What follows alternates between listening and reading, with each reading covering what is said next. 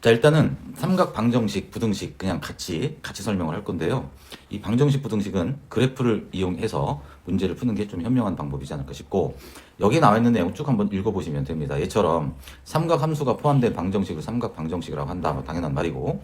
자, 뭐 주어진 삼각형을 뭐 요놈 꼴로 변형하는데 이거는 그냥 쭉 읽어보면 되고요. 이거를 문제 풀 때 얘를 외워가지고 문제 푼다. 이거는 선생님 봤을 때는 큰 도움이 안 됩니다. 그래서 곧바로 문제풀이를 좀 들어갈 건데요.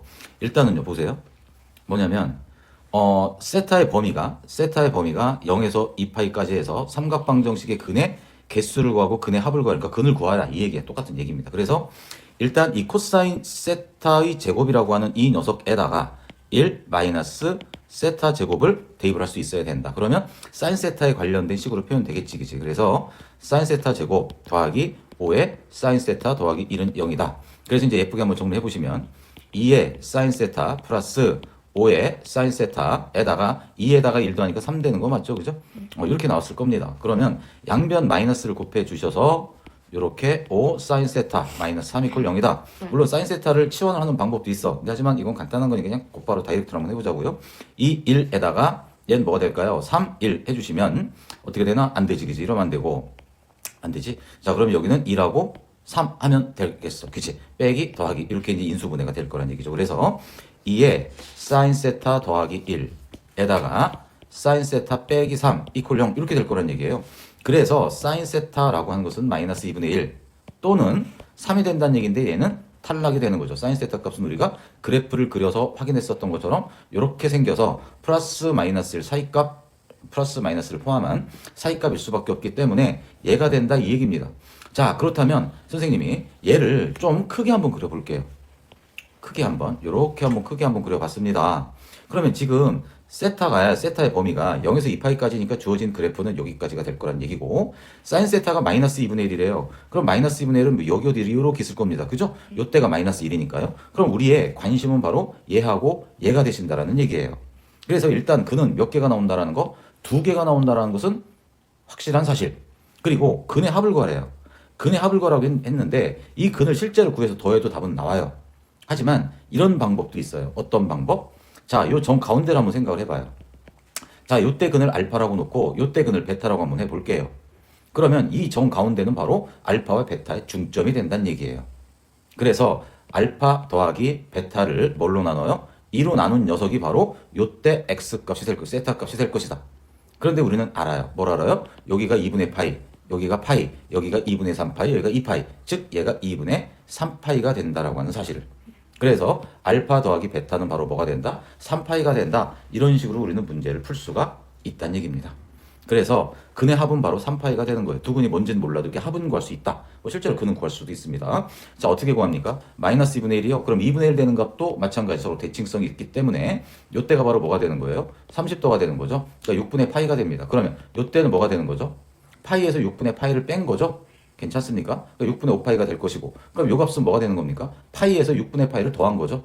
여기는 2파이에서 6분의 파이를 뺀 거죠. 그래서 알파 값과 베타 값을 각각 구할 수도 있다라는 얘기입니다. 그럼 6분의 7파이, 6분의 11파이가 나올 겁니다. 그렇게 푸셨을지도 모르는데 자, 선생님이 말하는 이 방법도 아주 유용한 방법이니까 꼭 기억해 주시고요. 자, 세타 값의 범위가 이렇게 나와 있어요. 0에서부터 2파이까지라고 했고 자, 이 녀석의 그러니까 삼각 방정식이 되겠죠. 그죠? 자, 이 녀석의 모든 근의 합을 구해라. 그러니까 근을 한번 구해봐야 되겠죠. 그럼 이제 첫 번째 무슨 생각을 하시는 게 중요하냐면 x 빼기 2분의 파이라고 하는 이 녀석을요. 치환을 해주시는 거예요. 얘를 치환을 해주세요. t로. 그러면 우선은 이 녀석은 뭐가 되는 거야? 2에 사인 t는 루트 3이 되겠죠. 이렇게.